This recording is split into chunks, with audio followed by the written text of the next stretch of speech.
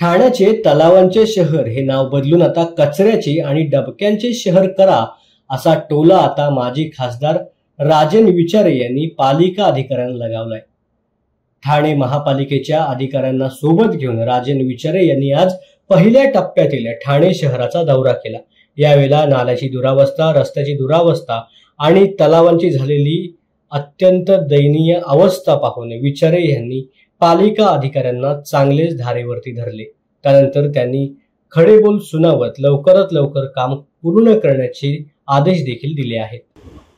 आज तुम्ही बघितलं असेल, संपूर्ण तुमच्या सोबत या ठिकाणी ठाणे शहरातले महत्त्वाचे जे नाले आहेत, आपण मासुंदा तलावाकडे गेलो. मासुंदा तलावाचे जे आउटलेट आहेत, ते जे पाणी जायचं जो हे आहे, त्या ठिकाणी त्या कलवट सुद्धा अर्धवट टाकून ठेवलेला आहे. त्या अर्धवट कलवटमुळे तो कलवट नाल्यापर्यंत न पोचल्या कारणाने संपूर्ण बाजारपेठमध्ये पाणी होतं.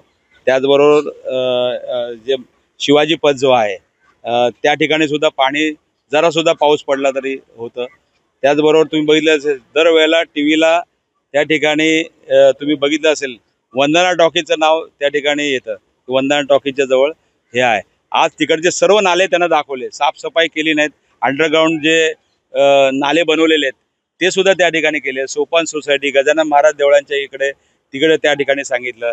प्रभात थिएटरच्या इकडे जे नाले आहेत ते साफसफाई अजून झालेले नाहीत. त्याचबरोबर आंबेडकर रोडच्या इथला आहे.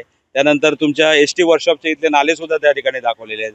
इथल्या शहीद उद्यानाची परिस्थिती एकदम खराब आहे. तर अशा परिस्थितीमध्ये मला वाटतं ही नाले सफाई फक्त 45% झालेली आहे आणि अजून 55% नाले त्या ठिकाणी साफ व्हायचे. दररोज पाऊस आज सुरुवात झालेली आहे आणि मला वाटतं ठेकेदार वाट बघतायत की हे असा ऑटोमॅटिक पाऊस जोरात पडला की मला वाटतं नाले ऑटोमॅटिक साफ होतील, या दृष्टिकोनातून ते वाट बघतायत.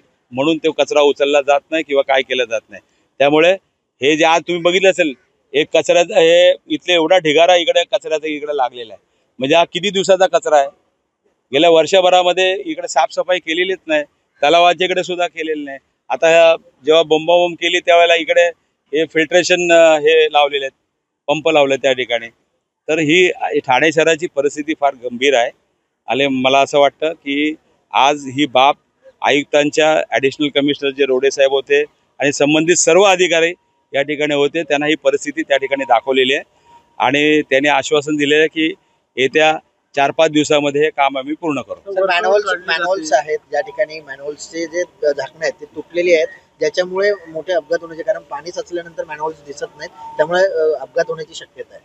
तुम्हाला माहिती असेल, आज आपण सोपान सोसायटीच्या इकडे तुम्ही जर बघितलं असेल, संपूर्ण नाल्याच्या ज्या ग्रिल्स आहेत त्या तुटलेल्या आहेत.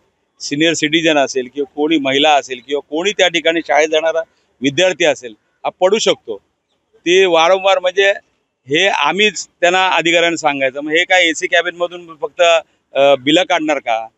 आज जो नागरिकांना जो त्रास आहे तो त्रास त्यांनी त्या ठिकाणी बघितला पाहिजे, कारण त्यांना सुद्धा टॅक्समधूनच पैसे त्या अधिकाऱ्यांना पगार मिळतो आणि त्यांनी त्यांची कर्तव्य त्या ठिकाणी बजावलं पाहिजे. परंतु आज त्यांचं कुठेही लक्ष नाही, कारण आज त्या महापालिकेमध्ये गेल्या 5 वर्षामध्ये इथे लोकप्रतिनिधी नाहीत आणि जी अवस्था या ठाणे शहराची झालेली आहे, कोणाला काय त्याच्यामध्ये पडलेली नाही.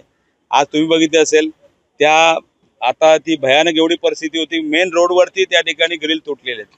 मासुंदा तलावाच्या इकडे तुम्ही जर बघितलं असेल, तिथे जे खाली फ्लोरिंगला ज्या ग्लासेस लावलेले आहेत त्या ग्लासेस तुटलेले आहेत. ते किती दिवसापासून सांगतोय, परंतु अजून ते झालेलं नाही. अशा पद्धतीने सर्व कामामध्ये कुठेही लक्ष नाही, काय नाही. आणि आज परिस्थिती एवढी गंभीर आहे की यावेळेला पावसाळा मोठ्या प्रमाणात आहे आणि मला वाटतं पावसाला सुरुवात सुद्धा झालेली आहे. त्यामुळे हे कामं लवकरात लवकर करण्यासाठी आयुक्तांना सांगितलं आणि आयुक्तांनी आश्वासन दिलेलं आहे. आज सर्व अधिकारी या ठिकाणी आले होते. मला असं वाटतं, आज तुम्ही टेंडर भरते वेळेला जर तुम्हाला त्याच्यामध्ये ज्या टेंडरमध्ये जी तरतूद आहे त्यानुसार जे मनुष्यबळ आहे आणि त्यानुसार जे काढलेलं बिल आहे हे असतं, त्यावेळेस ज्या वेळेला टेंडर मंजूर होतं त्या सर्व अटीनुसारच होतं. त्यामुळे आता बोलून फायदा नाही. शेवटी टेंडरमध्ये तुम्हाला समजा 25 माणसाचं हे दिलं, तिथे 25 माणसं इथे दिसली पाहिजेत ना. ती दिसतात आपल्या 4-5च माणसं. आज बघा इथे मी आता हे केलं, 4-5च माणसं त्या ठिकाणी साफसफाईला दिसत होती. त्यामुळे हे सर्व जे आहेत हे सर्व सांगायची कारणं वेगळे असतात आणि ह्या बाबतीमध्ये अधिकाऱ्यांनी या जनतेच्या पैशाची त्या ठिकाणी रखवाली केली पाहिजे आणि ती रखवाली बरोबर होत नाही, म्हणून आज ही परिस्थिती निर्माण झालेली आहे. निर्माण झाली, अपघात झाला तर याचा जबाबदार कोण असणार? मला वाटतं हे जर झालेलं आहे ह्याला जबाबदारी तिथला वॉर्ड ऑफिसर असणार किंवा सहाय्यक आयुक्त असणार त्या ठिकाणचा.